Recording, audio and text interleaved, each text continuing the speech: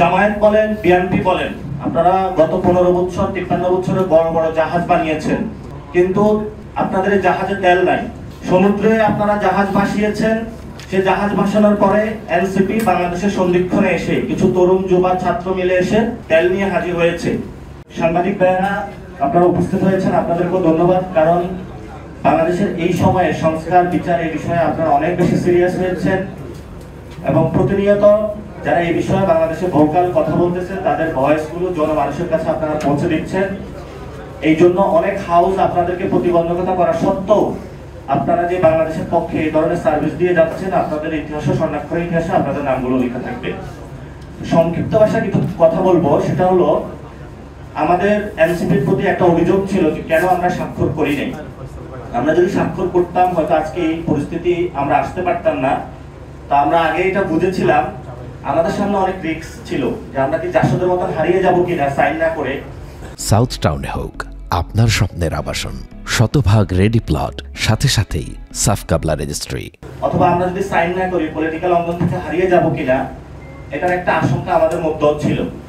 অনেক রাজনৈতিক ব্যক্তিবর্গ এই তর্কগুলো তুলেছিল, কিন্তু তখন আমরা মোরাল গ্রাউন্ড থেকে একটা পজিশন নেই যে এই মুহূর্তে আমাদের আহত শহীদদের এবং বাংলাদেশের জনগণের পক্ষে দাঁড়াতে হবে এবং আমরা সকল রিস্ক থাকা সত্ত্বেও এই ধরনের একটি বোল্ড স্টেটমেন্ট নিতে বাধ্য হই।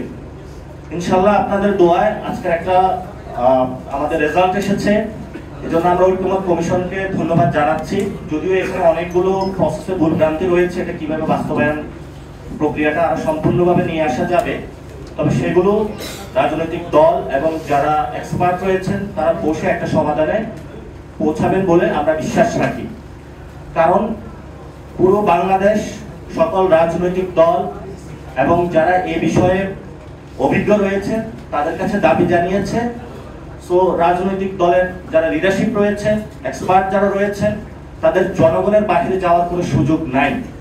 এজন্য যেহেতু জনগণ তাদের প্রতি এই ধরনের দাবি চ্যালেঞ্জ ছুড়ে দিয়েছে, ফলত তাদেরকে জনগণের এই জায়গাতে জনগণের যে দাবি সেটা তাদেরকে ফিল আপ করতেই হবে। বাংলাদেশে দীর্ঘদিন একটা অভিযোগ এনসিপির প্রতি, এনসিপি কি জুলাই বিক্রি করে দিল নাকি? আমরা জুলাই বিক্রি করতে আসি নাই, আমরা জুলাইকে তার রাইটটাকে রাখার জন্য আপ্রাণ প্রচেষ্টা চালিয়ে যাচ্ছি।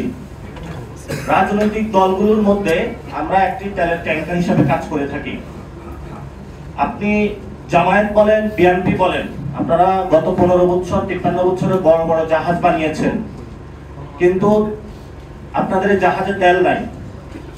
সমুদ্রে আপনারা জাহাজ ভাসিয়েছেন, সে জাহাজ ভাসানোর পরে এনসিপি বাংলাদেশের সন্ধিক্ষণে এসে কিছু তরুণ যুবা ছাত্র মিলে এসে তেল নিয়ে হাজির হয়েছে।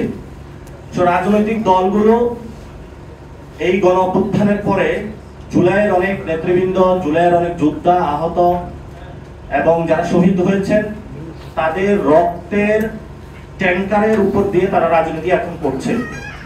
ফলে তাদেরকে এটা উপলব্ধি করতে হবে, আপনি যা রক্তের তেলের ট্যাঙ্কার দিয়ে, রক্তের ট্যাঙ্কার দিয়ে আপনাদের রাজনীতি চলছে, তাদের প্রতি যদি আপনারা মুখ ফিরিয়ে নেন তাহলে আপনাদের জাহাজগুলো বন্ধ হয়ে যাবে। এজন্য আমরা সকলকে আহ্বান জানাবো, আমরা একটা পর্যায়ে এসেছি, এটা আপনারা পিছনে আর ফেরত নেবেন না। যদি পিছনে ফেরত নেন তাহলে আগামীতে যে ইলেকশন আসতেছে, ইলেকশনে বুলেট রেভলিউশনের পরে ব্যালট রেভলিউশনের মাধ্যমে জনগণ এটা আপনাদেরকে জবাব দিবে। এই জবাব দেওয়ার মধ্য দিয়ে বাংলাদেশে শেখ হাসিনা গণভোট বা ইলেকশনের মধ্য দিয়ে হারিয়ে যায় না, গণ অভ্যুত্থানের মধ্য দিয়ে হারিয়ে গিয়েছে। লক্ষ লক্ষ তার নেতা কর্মী ছিল। আর আপনারা এমন কোনো কাজ করবেন না যে জনগণের ভোটের মধ্য দিয়ে বাংলাদেশ থেকে আপনারা হারিয়ে যান। এতদিন পর্যন্ত বাংলাদেশে যে বিষয়টা ছিল, বাংলাদেশে কখনো কোনো কনস্টিটিউশন ছিল না বা সংবিধান ছিল না। সংবিধান বলতে মুজিবের আইন ছিল, মুজিব যা বলছে তাই সংবিধান ছিল, জিয়াউর রহমান যা বলছে তাই সংবিধান ছিল, এরশাদ যা বলছে তাই সংবিধান ছিল, খালেদা জিয়া যা বলছে তাই সংবিধান ছিল। আর লাস্টে তো শেখ হাসিনা সংবিধানের উপরে, শেখ হাসিনার উপরে উঠে গিয়েছিল।